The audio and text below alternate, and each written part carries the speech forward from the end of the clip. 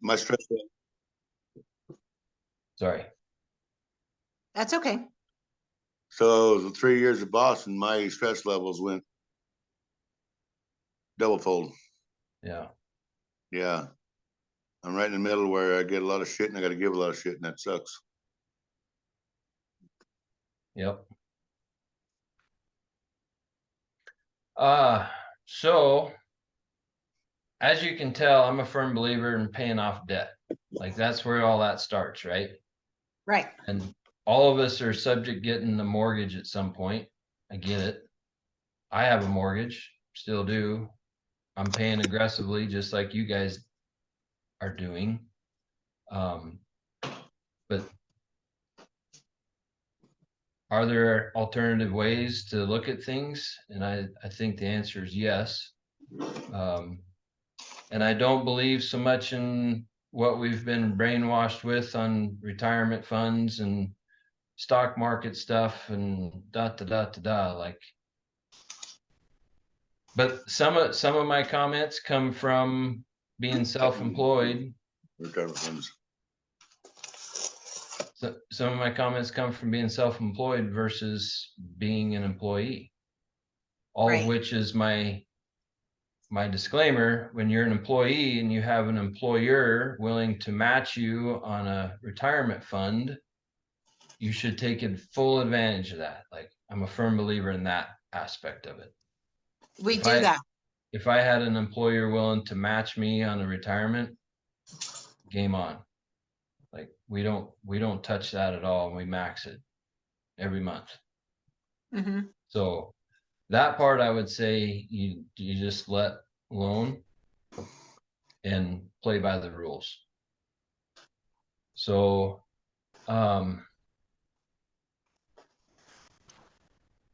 Julian, that email that you sent, you said you have an IRA account? I have an IRA. When I worked at City Market in Colorado, Smiths. I rolled my 401k into an IRA when I left. And then when I started working at McDonald's,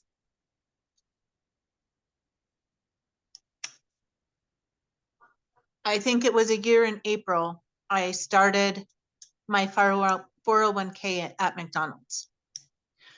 So I have my IRA and then I have my 401k at McDonald's. And the IRA is just sitting idle. You're not putting money into it. I haven't put money into it since I left City Market. So in 2014, it just builds with whatever it's in the market.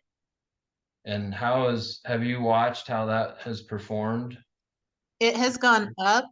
I can't give you a percentage of how much it's gone up, but I think I've gone from 117 to 166. So in 9 years? Yeah.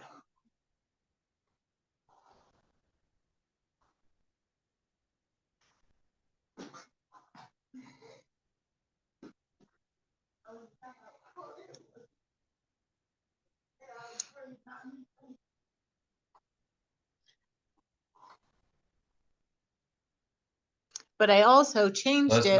That's just a little over $8,000 a year. So I changed it also from Edward Jones to US Bank because US Bank is where our 401k with McDonald's is at. That way my money's all at the same bank or institution or whatever you want to call it. Right. So you're 8,000 a year, so it's well, it's roughly 7% then, I guess. 117. Is that roughly 7%? Yep, 6.8. Yeah. And that's just money that's growing at that rate. Right. So, okay, so I understand so the McDonald's deal, that's at 6K. That's the new 401k, and they're doing a match too. Yep. Awesome. He matches like, it ends up being about 5% because it's like a full match on the first 4%, and then the next 2% is half of whatever. So it ends up right at 5%. And you're putting in the same amount, right? I'm putting in a lot more. Well, even if it was the same, that's like 10% a month. Right. So on a percentage scale, that's stellar. Yeah. Yeah. That's why, that's like every time I have this conversation, that's always my disclaimer. Like, if you have an employer willing to match, Mm-hmm. ride the pony, Right. keep on it. Right. Doesn't matter the amount of money that's in there. Right. Well, yeah, because in a year and a half, it's grown to $6,000. Yeah. So that's pretty good.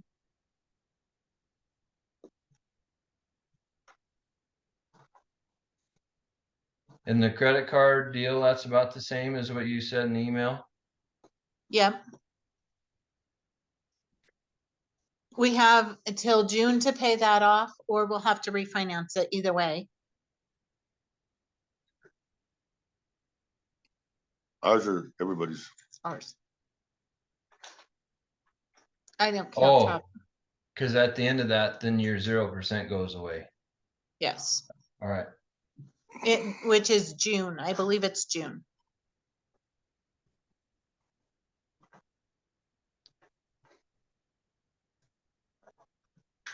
And outside of that, it's just normal living bills, right?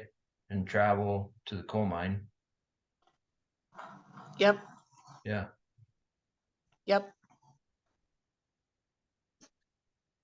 That's it. Pretty easy for us. I love simple.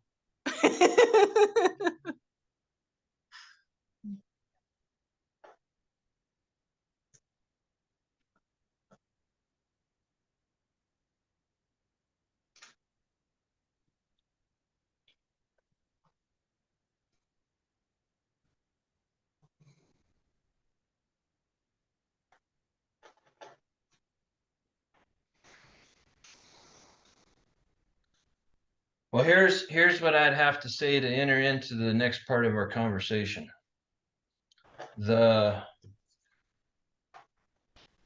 In coaching. Your payoff on your mortgage is about 152. Mm-hmm. If you include the credit card, that's 164, which in your IRA, you have plenty of money to cover. Mm-hmm. Per the numbers, your IRA is giving back around 8,000 a year. So you're not going backwards. That's the good news. Right? A lot of people end up going backwards. They don't even know it. We haven't been going backwards. Yeah. But here's where I hound on mortgages and pay them off sooner, is this number right here. So based on what you shared, your interest portion when you sent the email was $289 A month. Yep. And principal and interest was $1,289, which means 22% per month is going to the bank. Whereas your IRA is 8% per year. Or 6.8. Or 6.8, sorry. Right? Yeah, 6.8. So my experience is most people don't take into consideration the unit of measurement or the unit of time. So your mortgage is per month. Your investment account is per year. So are you going backwards? The answer is no, until maybe the interest kicks in on the credit card or, the 12K. But I think the big picture is 22% per month, 8% per year. Right? And so I would, if I was in your shoes, I wouldn't, and I don't know the penalties on that IRA account. Mm-hmm. Okay. So that's where you would have to sit down with whoever manages that Right, and have a conversation with them to see what the penalties look like. right, But if the penalties weren't great, or they were tolerable, affordable, Not overwhelming, yeah. pay off the house. Take that burden off your shoulders. right. And So the then, problem, go ahead. go ahead, Mark. No, go ahead. Well, and then turn around and like Julie, like I said in that one email, turn around and start investing back into yourself. Like you're used to making $1,600 payment or, $1,300 a month payment, whatever. Right, Turn around and the two accounts, pick one or both of the retirement accounts you have open No sense. and start throwing money back in that.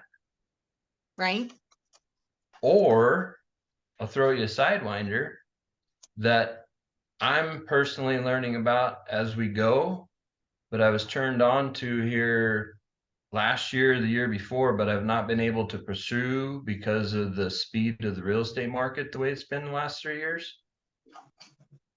But I had a friend and he sells insurance, and one of the products he sells is life insurance.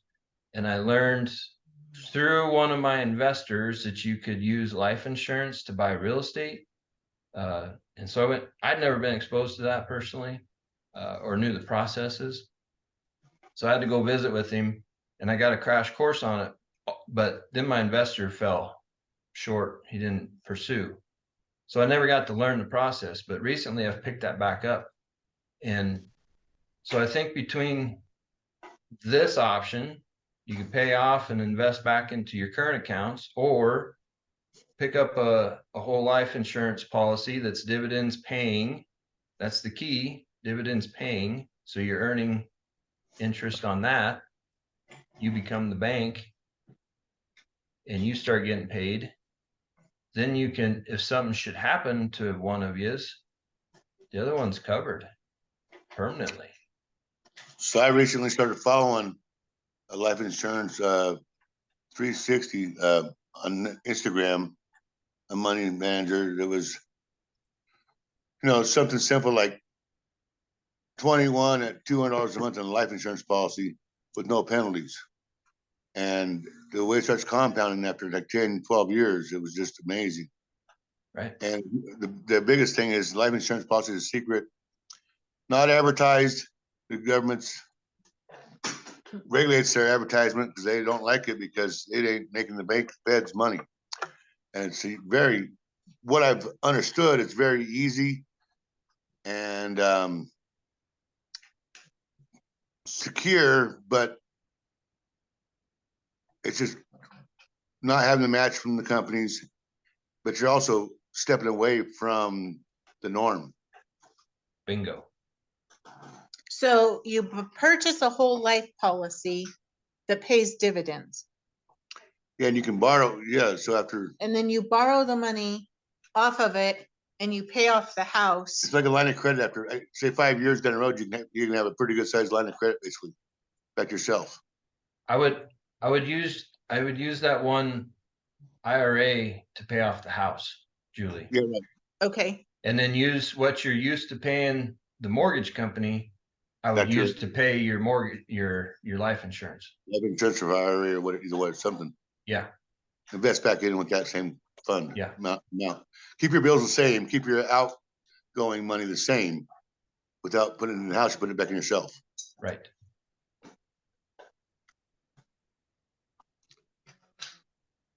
So it took me a year to get back, right at a year to get back. I took out 97,000, but the money they taxed me on, there was no penalty, but I had to pay income tax and tax. So I spent about 45 grand to get this 195,000 now. 9,000. I paid 17 the very first day, and then I added on to my income tax at the end of the year. So Okay. it double so if I made 100,000, took 100,000 out, it tax bracket me to like 60 Right. fucking 58%. Okay, And so then I doubled my taxes because it put me in a different tax bracket like crazy. yeah, So I got 17,000. I got 97,000 out. I got $80,000 of it put on the house. 75, 77,000, whatever, took a couple of thousand, whatever, for a trip to somewhere. Anyway, so I paid 17 grand up front the very first day on taxes. And then when the year rolled around, it added into my income tax. So whatever, 95 and 95 put me in a whole nother tax bracket out of our personal account to pay the taxes back because I didn't withdraw enough and I wasn't prepared for it. So anyway, it helped. And then we lost Trump, and so the stock market didn't do as well as it was doing.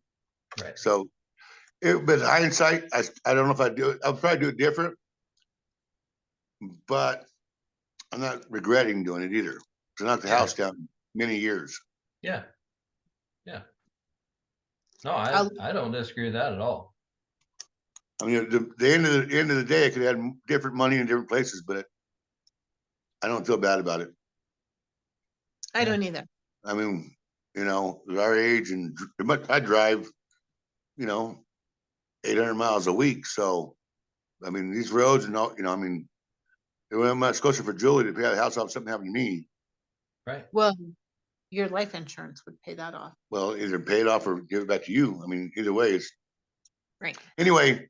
So cool. But yeah, his driving is a lot. I mean, Yeah. between his rent and his driving, we've spent, and repairs on the car, anywhere from $800 to $1,500 a month, depending on what has to happen with Yeah, the cars. yeah. So my mortgage is the same as my away from home time. Here, similar. Yeah. I mean, so if we didn't have mortgage and we didn't have the driving and the rent, I can make a lot less money and stay here. well, yeah, because we would cut our expenses in half.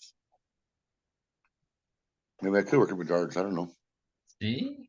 I mean, if you cut your expenses in half, Right. how much do you really have to make? Yeah. And I'm not gonna speak to you on how much to go make, because you know me, I'm a capitalist. I'm gonna go make money, but there comes a point where you don't need stress on your shoulders. You know Well, what I and it mean? would reduce a lot of stress if he didn't have the driving and we didn't have the mortgage. I mean, I think it would be huge. Yeah. And he would be more free if his mom and dad needed help or. Yeah. True. Just being present and not tired. Yeah. So there again, like today, or it takes me 2 days to recover. So 2 of my days off are shot recovering. Yeah, there's no doubt. Like if that one IRA account sitting idle and the penalties to cash out weren't significant, and I would say I would even pay up to 20% to get out of that. If I lost 20%, That's what I was asking. Where's the ceiling on that? Where does the ceiling be at on penalties? I don't. That's going to be your personal comfort zone. Mine would be 20%. Like, I'd be willing to walk away with. Well, let's look at the numbers. Yeah, I'd be willing to walk away with 130. At least traject you in a positive direction. Right. You know, get the house paid down, almost off, maybe one more year left. But I don't think it's going to be a 20%. Because $1,000 a month goes to principal. So if we paid just a little bit extra, we could pay it off in a year. Yeah. Yeah. You pay down on you pay another $100K on the amortization. All of a sudden your interest amount is going to be $50 a month.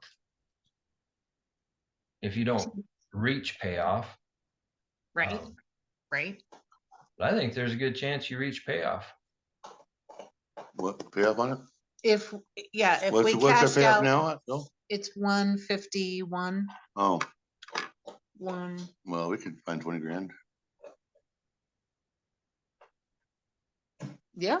I mean, Pretty I got quick. my IRA. It's whatever that one is. It's 20 grand. Right. It's like But then, you know, it's just kind of, it's a number scare for you because we was at 500 in investment money and then we go down to 250 again and start all over. I was already at 250 before, and I'm back at 240 again now. You're at 240? Yeah. I made my 100 grand back in a year that I borrowed out. Well, I'm not But suggesting you take yours because No. you're still working and they're matching. Yeah, my match is good. Well, Yes. So yours, But I you let ride. got another $20,000 account too. Oh, I got another $20,000 account through Bank West and IRA. well, definitely cash that out. They're all anti-coal and anti-oil. I know. What are you doing? I didn't set it up. Yeah. so for years and years and years, this account. You know what? had Everybody is though. I Vanguard. know. Our I company know. goes to Vanguard, and they're the ones that are fighting. You know, Vanguard and BlackRock are the ones that are running the world. I know. Yeah. I got poked a bear, Mark. Come on. Yeah. Well, I poked the bear in Gillette right before that bank closed down. I told the guy, I said, I know you're just a manager of this branch, but you had to have gotten emails from France or wherever to understand there has to be some kind of talk. Why would you chance even staying, you know, you don't have a chance to stay in business in Gillette. The one right next to Good Times and Taco John's. And I said, you won't have a chance staying here. I mean, people are too proud. Right. You're not going to drive an electric car to the coal mine. I mean, maybe electric car, but you know. Anyway, yeah, it wasn't very long, and they sold, went out everywhere. Yeah. in our In our hometown. in Craig, where we came from before we moved to Wyoming, there was Bank of the West, and the word got out that they were anti-coal. There was lines of people out the street getting their money out of the bank. Around the corner, and she took out of her own money to buy cases of water because it was summertime. Because people were waiting in line for hours to boycott, protest, and take their money out somewhere else. And they were having money trucks show up twice a day because they couldn't. They had to have an emergency resolution before there was a riot. The bank president stepped down and went to a different bank. I remember you saying that. I remember that. Yeah. Yeah. It was crazy. Yeah. But they were like, that's what we based our life on. This is what our valley is. The whole county. I mean, sheepers and all, everybody revolved around coal. Yeah. So Well, it was.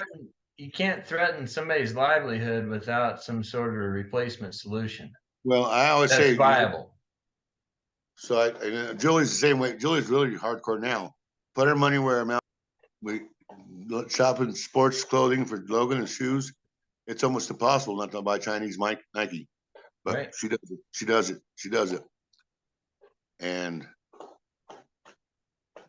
we tried it, and that's with me. Mike Lindell put money in our country and stuff. I mean, put your money where your mouth is. Yeah. Quit blowing smoke at people. Yeah. Yeah. So you're, and I see that number. So Julie is always hounding me on about where our 401ks are at. But 22% to 7%, it's a no-brainer. Right. It's a no-brainer. When you talk to an investment guru or those that sell these products, they will never give you that unit of measurement. And then they'll flip it and say, well, you know, you can get a low interest mortgage. You shouldn't turn around and invest that in the stock market, the equity in the stock market. And I'm like, you guys aren't even comparing apples to apples. This doesn't even make sense. Like when interest rates were 2 and 3%, I knew a lot of people refinancing and going into the stock market. At 2 or 3% interest rate on a mortgage, I can maybe tolerate that conversation. But now, with interest rates the way they are, and even at 2 or 3, I had a hard time tolerating that conversation because the unit of measurement's different. So how did you come up with the 22%? Uh, What was the formula for that?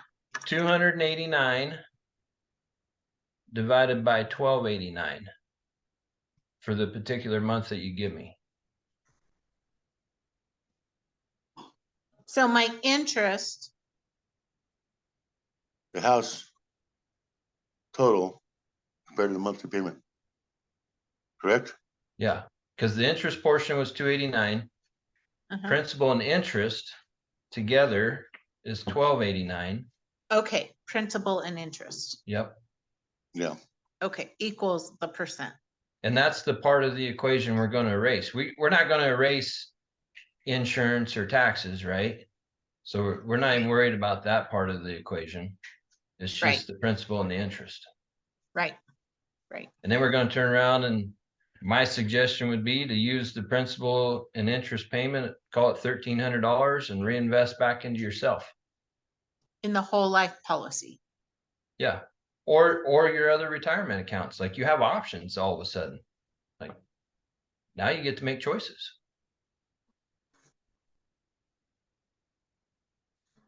I never actually thought about it. And Don, when we met with him, he never said, well, maybe you should do this, Every weekend. right? Most Okay. people don't even worry about it. And in some fairness, I'll lay out another disclosure. When was it? It would have happened when Trump changed the tax laws. So Mhm. up until Trump's presidency, we could itemize our mortgage payments every year, basically, right? Right. Not taxes and insurance, but part of your mortgage payment could be itemized on your taxes, and you could reclaim some of that. That is still true today. The difference is Trump raised our base level to 25 grand per married couple, or whatever it is, 24 grand, which all of a sudden, a lot of our old deductions didn't matter. Right. Right? So taking a mortgage payment deduction on your taxes doesn't matter. Some of your healthcare deductions doesn't matter anymore. No, because we Because- don't need any of those. Right? Most people can't hit the 20. We don't match that, get that high. Right. Right. So you're better off taking the standard deduction. So that's Mhm. where I really started noticing a difference as well, is when that tax law changed and the standard deduction went up. Now all of a sudden you couldn't even recapture this sort of stuff on your taxes. Whereas before, maybe you could tolerate a higher mortgage payment and you could recoup it on some taxes the following year. So it was this money cycle, right? Money wheel was spinning, you just had to wait a year. Now Mhm. you don't get to spin it. You just get the standard deduction. And Mhm. so here again, pay it off, because it does right now, it makes no difference to you. You Right. get that standard deduction whether you have the mortgage or not. Right. Right. Right. And we don't have a loan, so they can't take it. Right? You can't lose it if if it's paid for. You have to still pay your taxes. Well, we pay taxes. Well, there's people who play that game too. Like, I buy tax liens every year, and there's people out there in the world that won't pay their taxes right up till they very last minute they have to. Right when I start, somebody like me comes along and I own their tax lien for 4 years, and on year 5, I'm tapping on their door saying, "Hey, I'm going to own you unless you pay your taxes." They go pay their taxes. Right. Right. So that's the only way to lose your property outside the mortgage.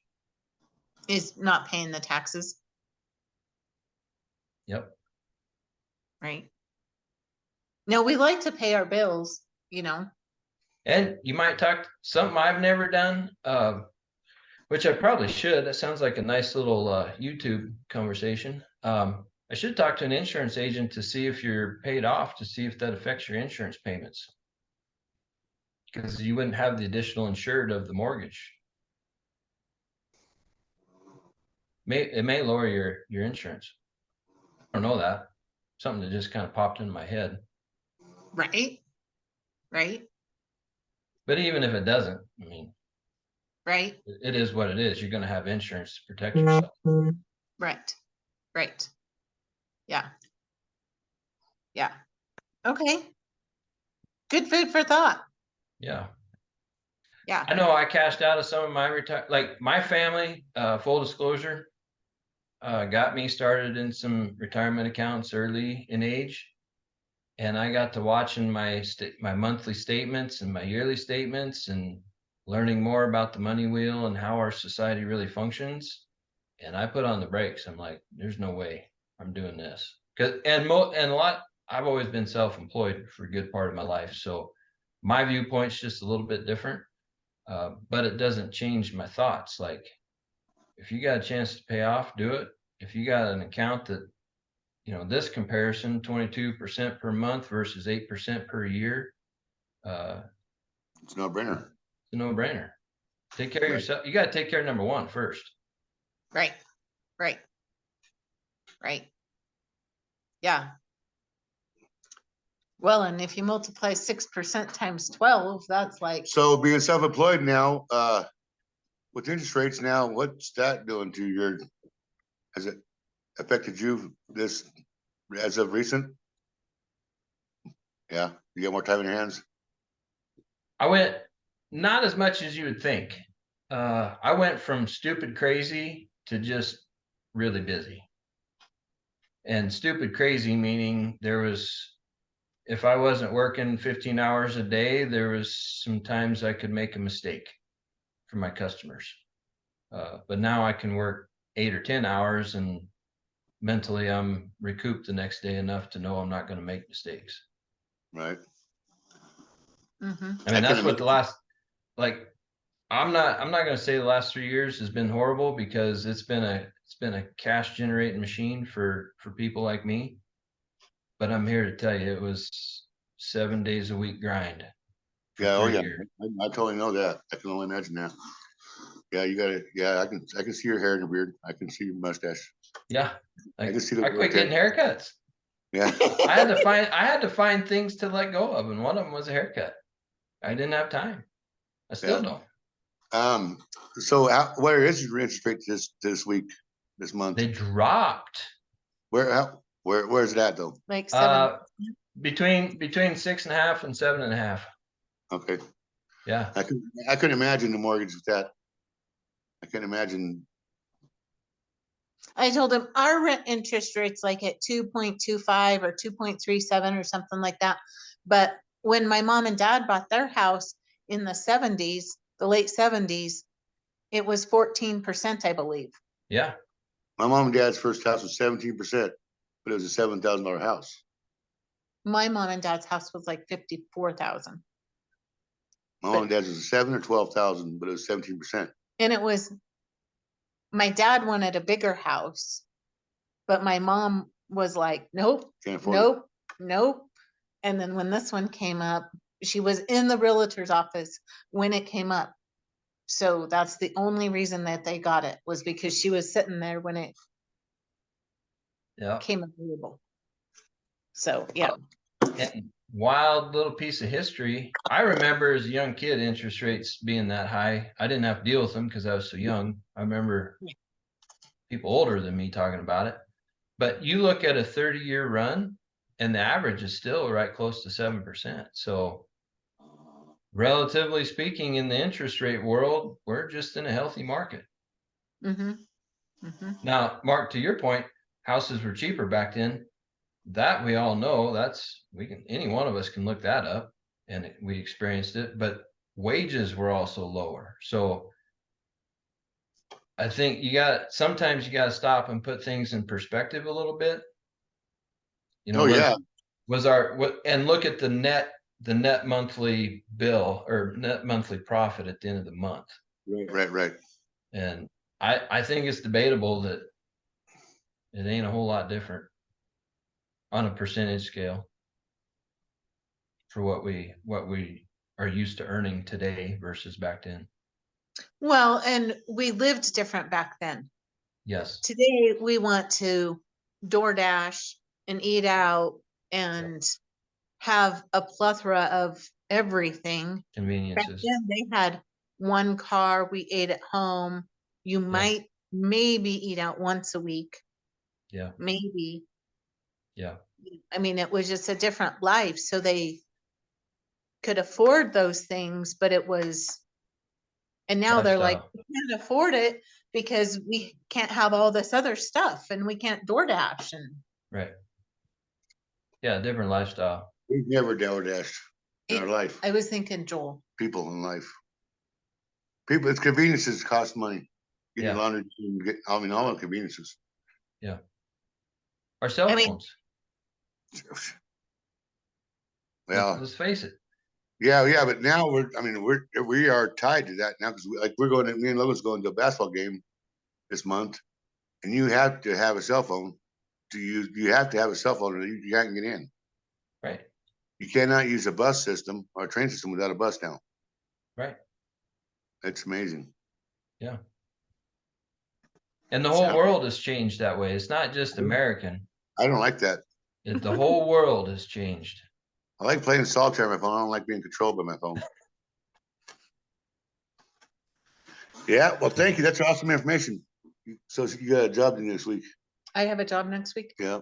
Well, Mark, I'll also add, like, you've been listening to a podcast about life insurance. I got It's it. Yeah. interesting. The fella that I started, well, I've been getting my information 2 or 3 different ways, but talking the same language and the same strategy. So I think that's interesting, and I think we're on the right trail there. Unfortunately, I'm behind the 8 ball on that, just like everybody else. Right. But I'm definitely going to be, as the real estate business slows down here a little bit, I'm definitely going to be picking up the learning curve on that, because I see some opportunity with my customers that I can help them with that. Yeah. Yeah. So, Well, we have never had anybody say, well, maybe this would work out, or did you think of it like A or B, or how about X? yeah. Nope, this is the way we go. Yeah. Well, there's very few people out there in the world willing to do something like this. Like they're just so brainwashed. Like, Right? This is how we do stuff, and this is how I'm going to live, and blah blah blah, and they don't care about the rest. And you can truly change your trajectory in life if you just play the cards a little different. Well, for, I don't know, a couple years now, I keep telling Mark, we got to pay the house off. We got to pay the house off. We got to pay the house off. And he's like, I I'm just working like a dog. Yeah. I'm like, Yeah. I want you to be home. I don't want you to go back up to the mine. I want you to be home. And he's like, that can never happen. Yeah. Well, I'm a firm believer that retirement should be taken out of your vocabulary too. So Mark, I'm not going to take that away from you, but maybe quit mining and do something else, because I don't plan. I think retirement's somewhat silly. I think people go unhealthy and they lose their purpose. I think that too. My thought, I know quite a few people that retired and worked part-time jobs. Sportsman's Warehouse 3 days a week, McDonald's 3 days a week, lawn care maintenance Saturdays or something small.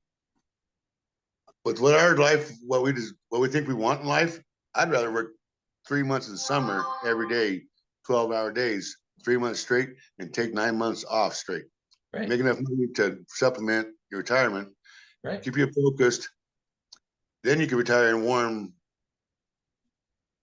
You go to Florida, Arizona, whatever, wherever for 6, 8, 9 months, and We work for could 3 move months. in with the kids. Hey, we're here. No, but I mean, so with my skill set, they go build a golf course. Work for a company, build a golf course with running equipment. Right. Build a golf course for the summer. One big job, like Greg and Don, do one big job, and be done with that. And you make $40,000, $50,000 in one summer, $40,000 in the summer, and that's plenty of supplement money to know you don't burn up your retirement money, and you got a purpose. You know what? We want to go to Tennessee this next year. Want to go to Wisconsin, whatever. Right. And you're not retired fully, but you ain't got to be tied to Gillette Sportsman's Warehouse 3 days a week. Right. 3 days a week, you got to come back every 3 days. Right. I'd rather be free for 3 or 4 or 5, 6 months at a time than only every 3 or 4 days. Right. Well, and you can, I know you guys, I'm preaching to the choir here because I know how you guys were living when you lived here on a budget and we're very strict about it. But you could set it, just like you said, work 3 months out of the year, get your fill on running equipment, set up a budget for 12 months. You know, when you're traveling, what you can spend and how to live.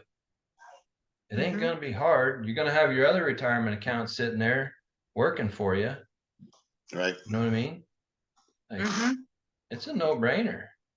From my viewpoint, it's a no-brainer. Yeah. I'm also going to share a story with you that happened to me recently. I don't know if you're on my YouTube channel or not. I got a YouTube channel now, but so I'll have this out next year. I'm not going to launch it till next year, but I had another customer that he followed my advice really, really strong and bought a fixer house similar to what you guys did a few years back. He bought his in 2019. And I told him, I was like, man, we got you a good deal. But the interest rates were still good, right? Like they were 3.5%, 4%, somewhere in there. I said, hammer that payment, get on it. And he asked me why, and I explained it to him. And little did I know, he took my advice to heart, and so did his soon-to-be wife. And of course, Mark, you know, it's like being at the coal mines, like you get ridiculed on some of this stuff pretty bad. And all his buddies at the coal mines were like, man, you're making all this money and all you're doing is paying down your house. And then all your money sits there on the land and you can't use it, blah, blah, blah. Like they throw out every excuse left and right. And they're the ones that's got the campers and the boats and the four-wheelers and the high mortgage payments and the hours get cut, right? And Coffee. No overtime, whatever. Yeah. And so he held strong. And this year, so late, about a year ago, he come to me. He's like, hey, wife and I think we want to buy a different house. Family's getting bigger. Typical change in life, you know, the family's getting bigger, need more room. And he had already, or they had already put themselves in a position to where the banker said, you don't have to sell your house to buy the new one. And they're like, well, that's cool. Like, how many times you hear that happening? You don't. And so we were able to go house shopping and compete against all these other buyers. And we didn't have a contingency to sell. And yet they had a roof over their head. Well, to find that in the last 3 years, like that was one of the biggest obstacles for a lot of these buyers. They were faced with being homeless. They didn't know where they were going if they did sell, or they couldn't sell and buy at the same time. Like it just was impossible. And the banker said, you're sitting pretty, roll. So we went and bought a new house. No kidding, they took their sweet time moving. I couldn't believe it. And whatever, good on them. So anyway, we finally get into the marketplace here in August. Yeah, it was right at the end of August. And This year. Oh, interest rates by the end of August were 7.5%. And I'm like, doubled, yeah. Yeah, we're like, I'm telling them, like, we may miss the market. Like 45 days ago, we were at least at 7. Now we're at 7.5, pushing 8. I'm a little bit doom and gloom, right? But at the same time, we're getting showings, we're getting buyer traffic, Anyway, fast forward through all that, get an offer on it. We had a couple offers that we turned down that were they were fishing. And then we got an offer that was pretty real. And it was a Friday night. Imagine that in my world, right? It's a Friday night. Agents, and it's another agent representing the buyers, which is fine. And so I asked the agent, I said, hey, you got these guys qualified with the bank. Are they, they pre-approved, gone through the right steps? Oh, yeah. we just put an offer in on one earlier this week, but we missed that one. We're gonna chase yours now, but I don't have a letter from the banker because it's after 5 o'clock with the address of this property on the letter. And I said, okay. And it's somebody that I would trust, right? And so we did the deal over the weekend. Come to terms, sign the contract, ready to roll into Monday morning.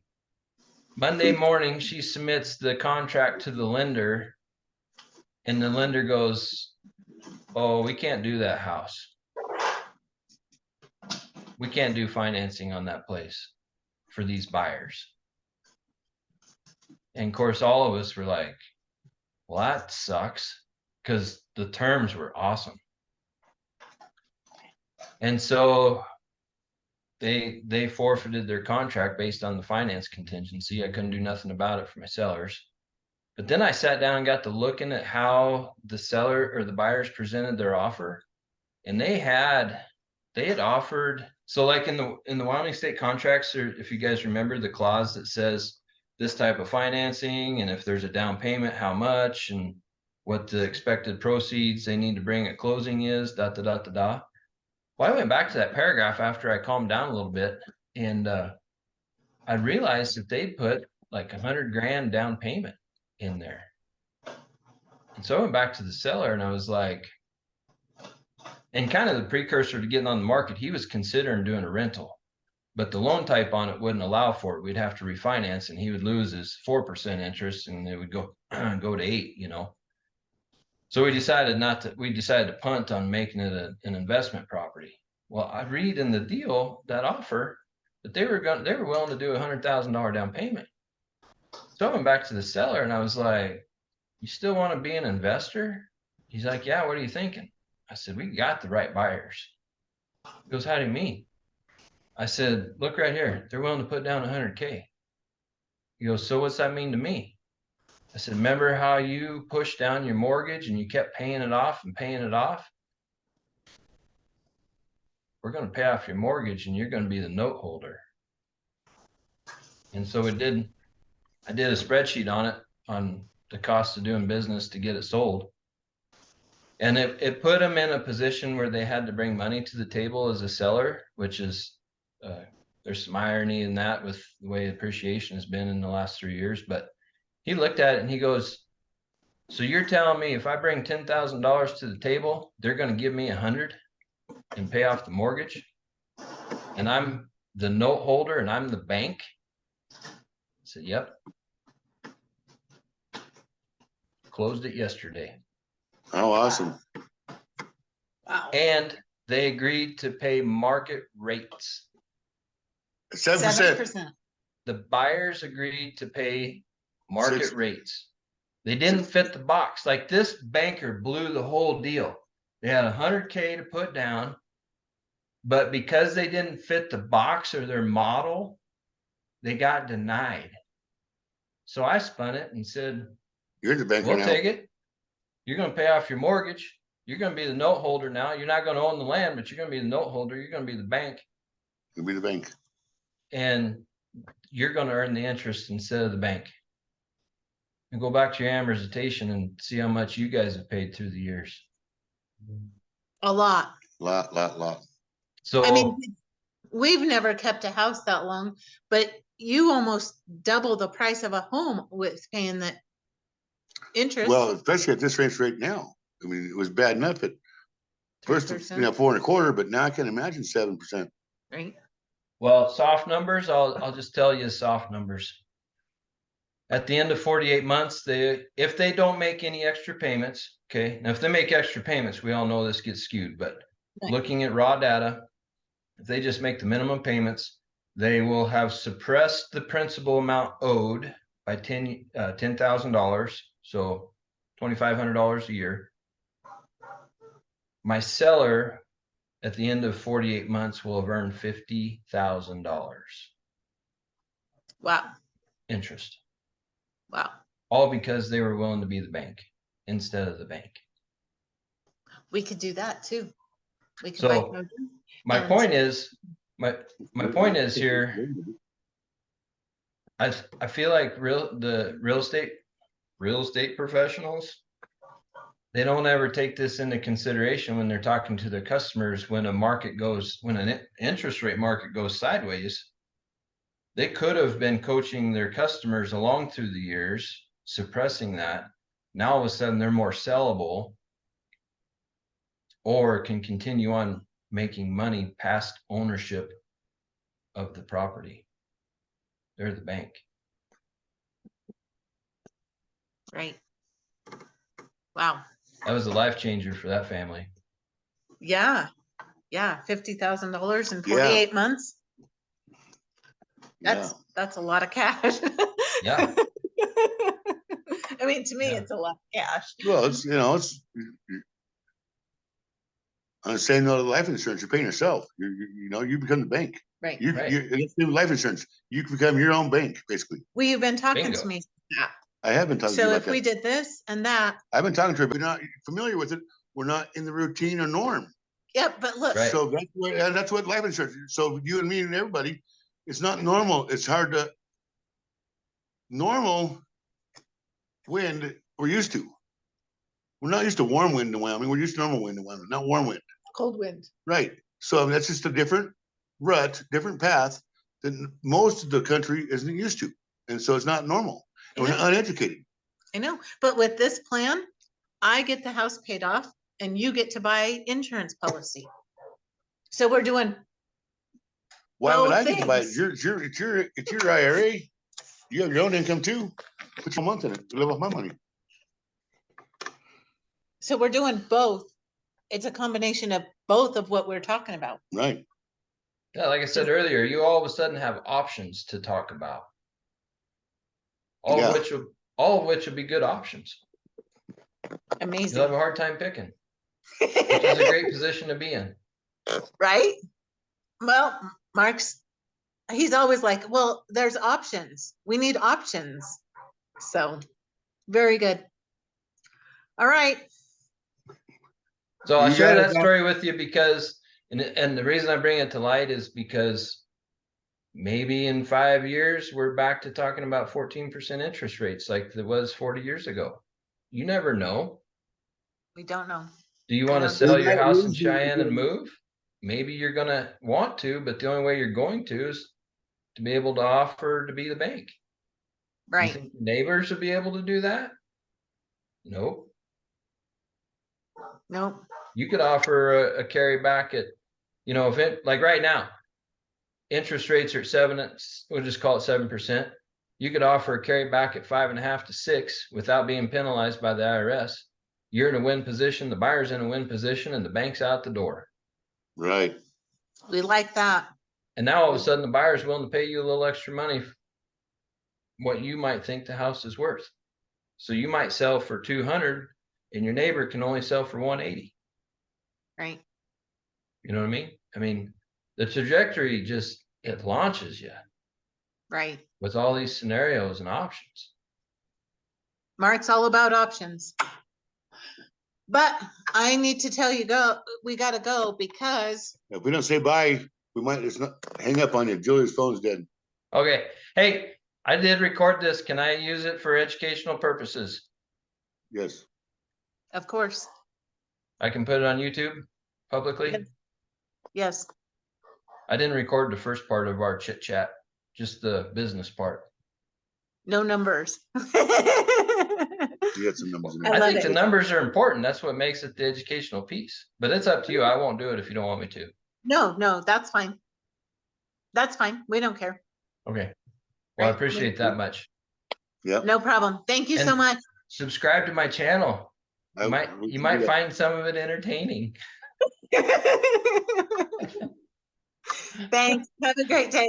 You too. Talk to you later. Let me know the results when you decide. All All right. right. Thanks.